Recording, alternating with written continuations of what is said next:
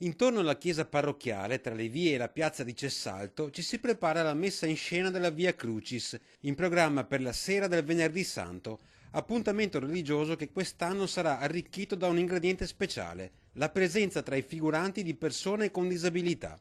Ricetta già sperimentata con successo nello scorso Natale, con il presepe vivente e inclusivo, animato da una cinquantina di persone. Il passaggio alla Via Crucis inclusiva è stato così pressoché naturale. Mi ha talmente preso il cuore che alla prima domanda che mi hanno fatto facciamo la Via Crucis sono partita in quarta.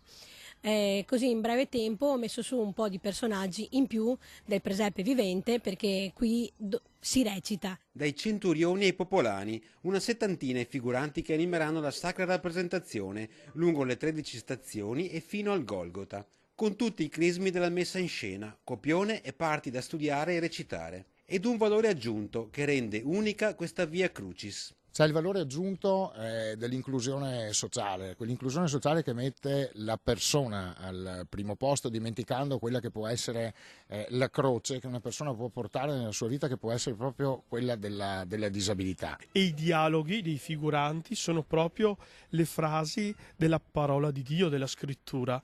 Quindi il senso è che anche ancora di più nella sofferenza, nella disabilità, uno possa vivere anche oggi il Venerdì Santo con fede, per sentirci allora nella nostra vita non abbandonati, disperati, ma sentirci amati